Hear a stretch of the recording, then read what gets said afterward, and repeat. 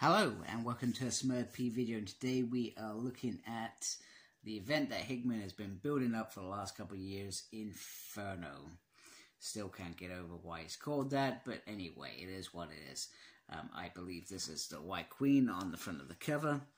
If I'm mistaken, see what I really am, the Omega Sentinel.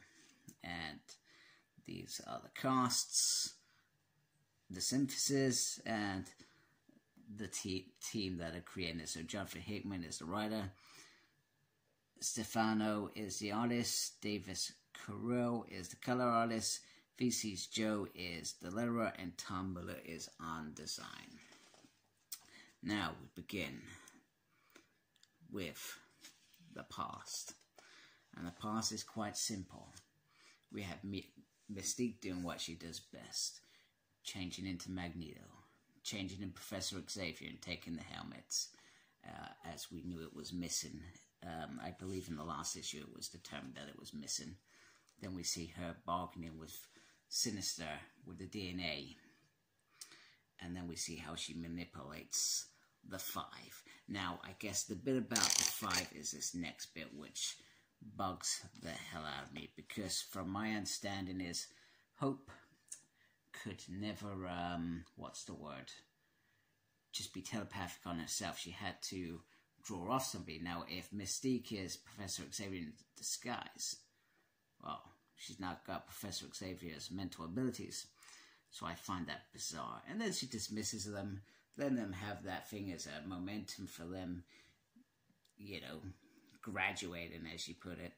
And she takes Destiny away. Now, Destiny is a lot younger to when they first met, what, 100 or so years ago, whatever it is. So she's got a young lady rather than an older lady who she loves.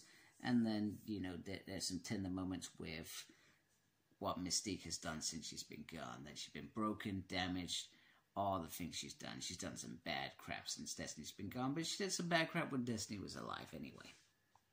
And this is over a number of weeks, and then they have a plan. That plan is part of the vote.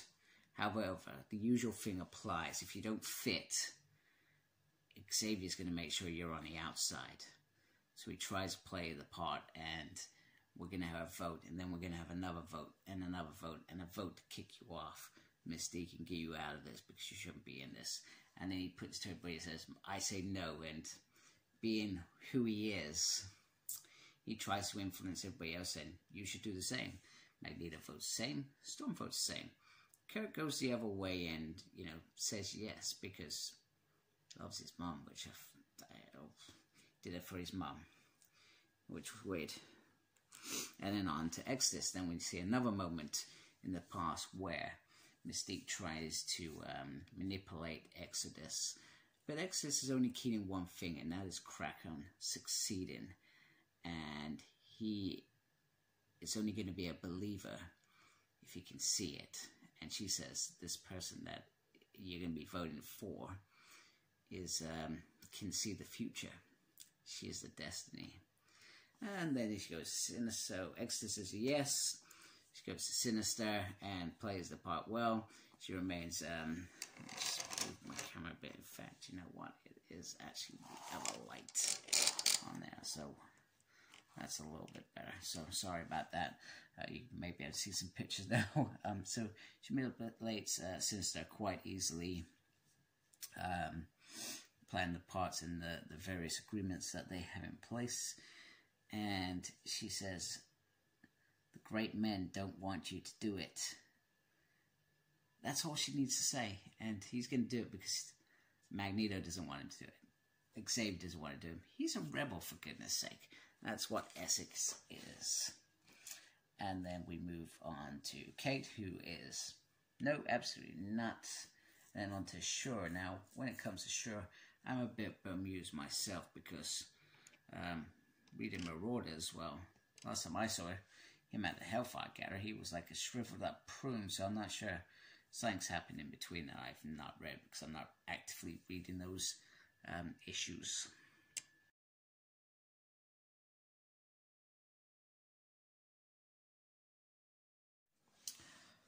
So Mystique's offer to Sebastian Shaw is once again not one.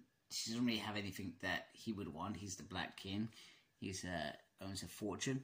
So it's all about giving him reason to, and that Emma's going to vote against it, and she knows that, so she's playing with people because she knows that Shaw is going to automatically go against Emma. It's just instinct, so that's how she plays it. Now, at this point, in case the ayes have it, Destiny is in, but White Queen's vote can make it neutral. The motion does not move forward. However, Mystique gets something for it. We don't know what that thing is, but she gets something that Emma Frost has wanted for a long time. But she needs something from Emma. And she says, well, within reason. And she says, well, there's going to be a vote. And I want you to vote yes. And that's what she does. She votes yes. And Destiny makes a ploy. Xavier, do you really want to do the next vote?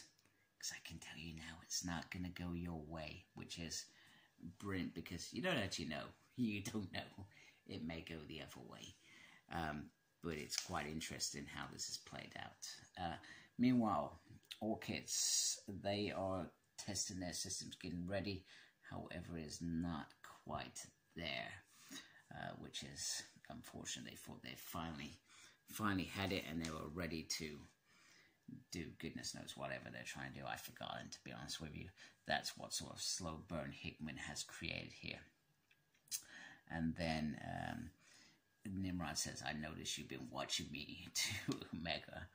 And she says, I know. And she says, I know you age differently. You're simultaneously given lots of simulations within your computer brain, etc. And she says, you know, I want you to be where you are. And can you see what I really am? Which I thought is weird.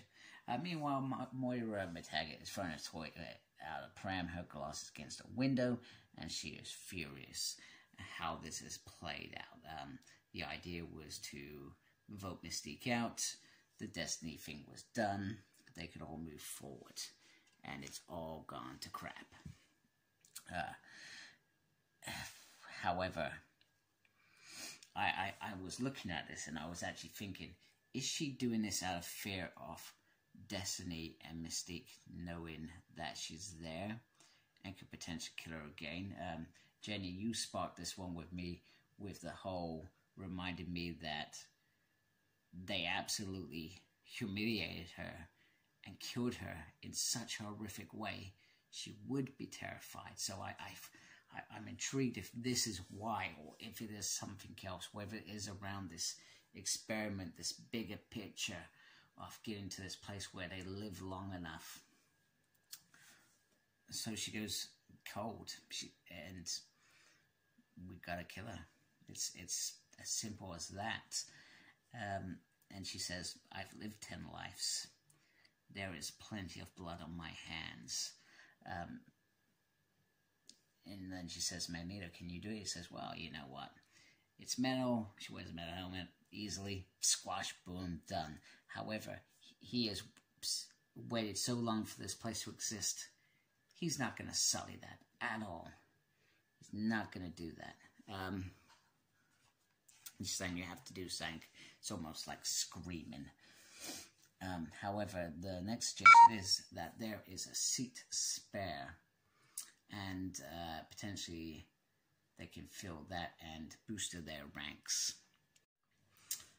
So Moira ultimately agrees to bringing in Frost. And in elsewhere, we have Sage testing security systems. And she goes through the gates, and we soon realize it is not Sage. It is Mystique, and she is going into a branch of Orchis. So she can kind of get the lowdown on what is going down. So maybe this is the sort of stuff that Moira perhaps fears.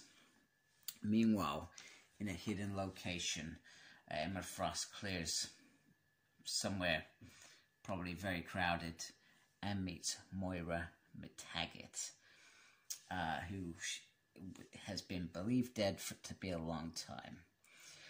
However, it soon becomes apparent that she is not a mutant and not the human ally that she was always led to believe. And it is a very complicated story that Professor Xavier says you're better off just reading her mind, which she does. And we get this beautiful, beautiful artwork here, Moira in the middle, and all those 10 worlds, and even the one Jenny down there burning in the corner from Destiny Arts. So Emma Frost is sort of on board, and she realizes that these guys have been planning all of this for a very long time, maybe even as far as those original battles. So even though all that stuff happened, they had this idea for the future. So, which is, I guess, kind of crazy. That's the only way that I can kind of look at it without them almost rewriting all that history, because I don't believe they have. Ultimately, they have lost Emma's loyalty. And in some ways, have they actually made an enemy out of her? So, that is the worry now, but they needed somebody that understands the gravity of what they're doing, and she does. She realizes that a precog is not good for this world. And with 2 issues after this, I guess things got to ramp up really quick. So next up is a vote for the seat. Now this has to be somebody completely trustworthy, somebody that Magneto, Xavier, Moira can rely on to be, I guess, not the heart, Kurt's the heart, but sort of the one who's going to keep everything true, if that makes sense. So anyway, they all vote yes, apart from Destiny and Mystique and Sinister. And sure, they all vote no, so it's 7-4. It's welcome, brother. So it has to be Colossus, which makes perfect sense, and it's in him we trust. So Colossus is going to have, out of the blue, some part to play in this Inferno, whatever that may be. It's quite interesting that the story is called Inferno, and the original story Inferno was around his little sister. So I find that kind of interesting. I'm not sure if that's why Hickman's brought in Colossus, but I'm confident that there is a reason that Colossus is here. I'm conscious there are 2 more issues, and I feel like we're no closer to understanding what this final mini-series is meant to finish off that run about. So I think the next couple of issues can be hopefully fast-paced. Now that we've got the whole politics out of the way, stuff's going to be going on with Mystique, Destiny, Nimrod.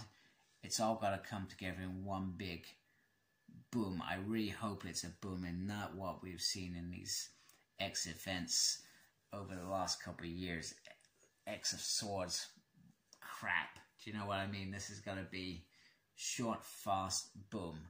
We get that satisfying feeling that this was actually pretty decent. I'm still shocked at this only being 4 issues, you know. So if this is his finale that he's built up to, He's not got much room to tell this end. I worry that he's just gonna lead this on into something else that somebody else will pick up. That's my worry. And don't get me wrong, I like the long game sometimes, but you need that little bit in between. So when I think of, for example, the Decimation days, so we had Messiah Complex, then we had lots of in-between stuff going on. Then we had that Messiah War, which showed what was going on with X-Force and Cable, brought together, and then we had lots of mini stuff again. And then we had Second Coming. And then we had, which kind of got Hope to where she was meant to be. And then there was lots of stuff again. And then we had it all end in X-Men versus Avengers. That is how this should be. So if that's the long game, he needs to start telling us a little bit differently, perhaps. Or instructing his people to tell it a bit differently. However, I am enjoying Jerry Dugan on the main X-Men run. That is a fun, interesting run to read. So, anyway, if you like my stuff, please subscribe to my channel. Really appreciate that. Thank you for watching. And take care of yourself. Embrace the geekiness. Goodbye.